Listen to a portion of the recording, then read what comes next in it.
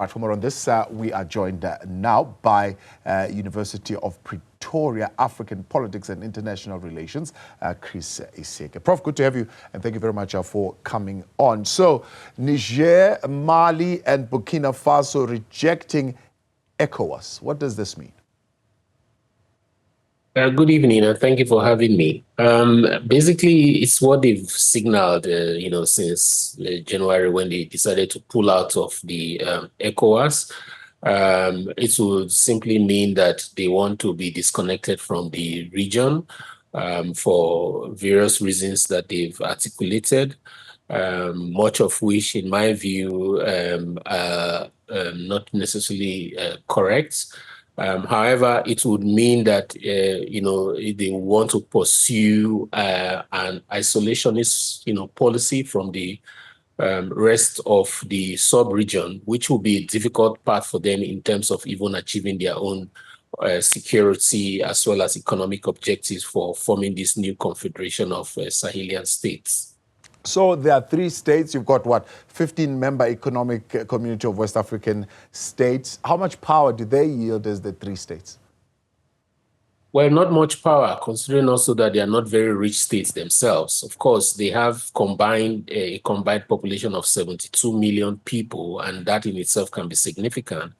However, it is not enough in terms of being able to muster the needed economic strength, as well, which can translate to military strength to be isolated from the rest of the region. They would need the cooperation of neighboring states such as Nigeria, bordering and Niger, for example, to be able to achieve any kind of security cooperation between them. They would need ECOWAS, not in at least Nigeria, at least because of the proximity to these countries and other neighbors, to make meaning of what they are intending to achieve. So I think the earlier they realize the futility of acting alone and in an isolationist manner, the better. I think that they've sent their message that they want to be alone, and they do not want to be linked to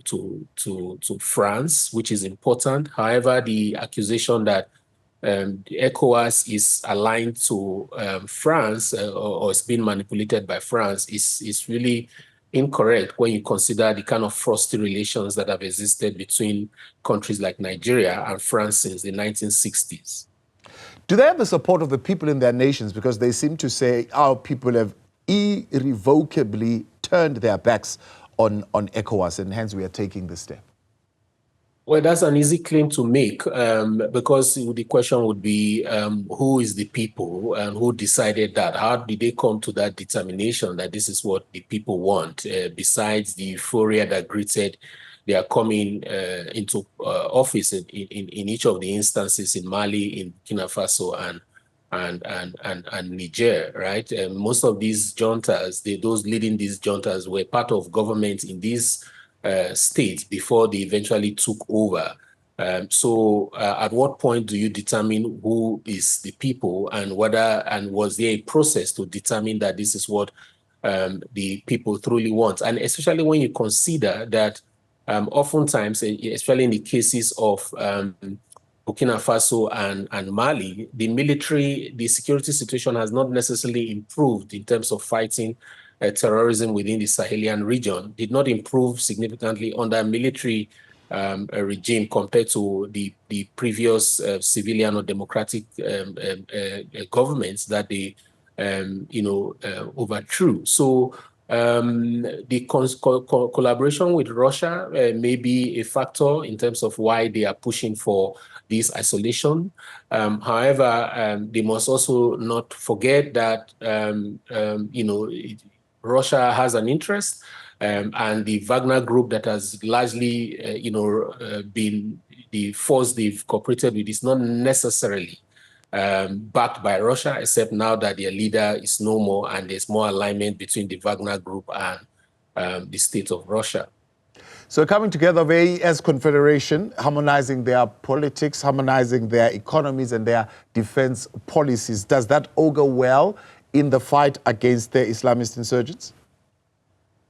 It can. To be honest with you, this is where Africa should be going. I have always been a proponent for what I call group hegemonic leadership, where the major powers in each of the sub-regions in Africa are able to come together and, if possible, rotate leadership in an hegemonic way that delivers public goods for the continent, but more importantly, to come together in a kind of confederation of states in the continent to negotiate with and engage with superpowers like Russia, like China, like the US, acting in unison with a common position, which the African Union has had a penchant for the last 20 years or so.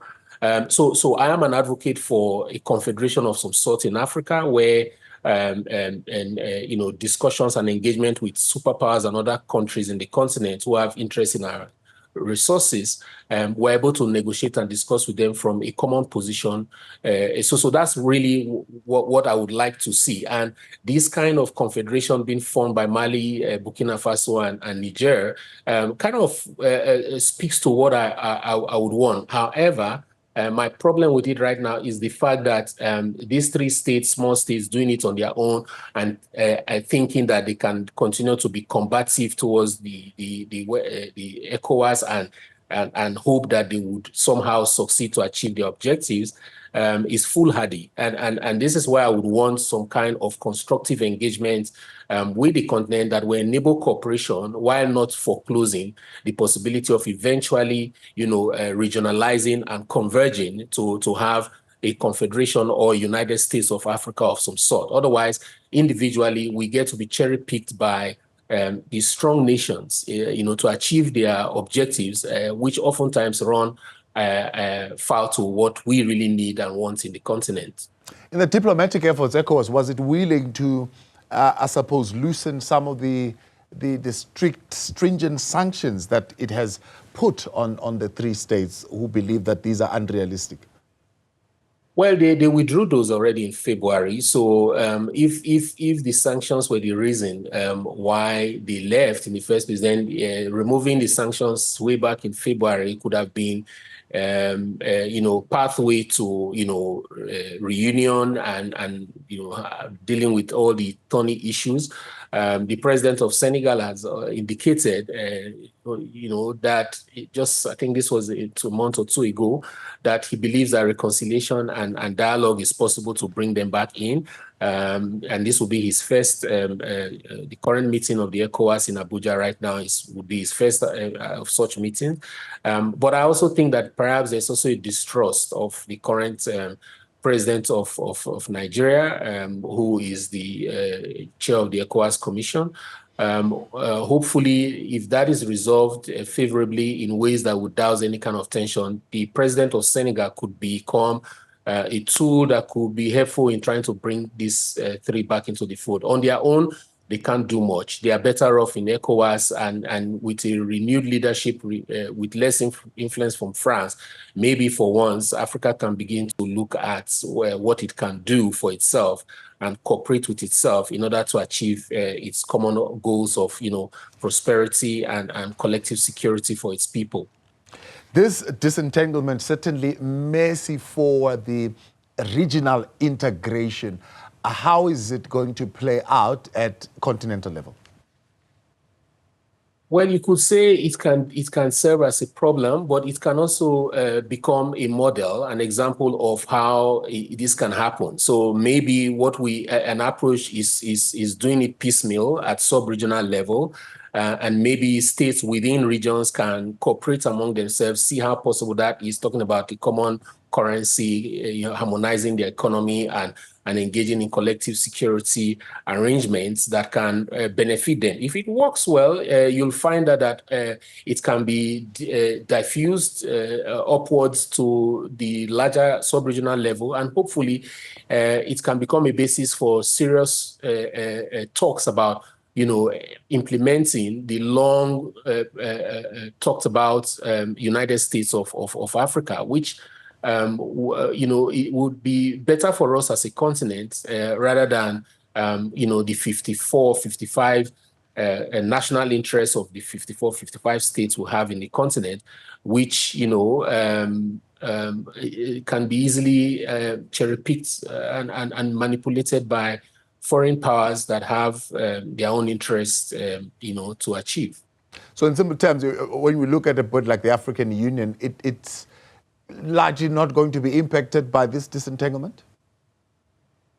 Well, it will in many ways, because remember, supranational organizations like the African Union and sub-regional associations like SADC or ECOWAS are only as strong as their member states. So if you have dissension from within, it would naturally affect the fortunes of the organization. So the African Union is not immune from this, but I think that how they handle it and the kind of interventions they put in place, and the fact that it's a wake-up call to let the African Union know that it is possible for it to face dissension from within, which can ultimately affect its legitimacy, maybe the better for them to begin to drive the kind of changes that we want to see in terms of having common African positions on issues that affect the continent more broadly.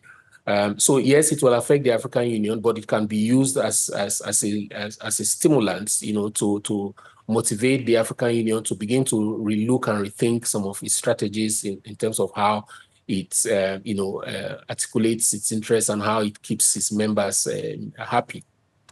The Professor of African Politics and International Relations at the University of Pretoria, Professor Chris Isike. We appreciate your time. Thank you very much for joining us this evening. Right.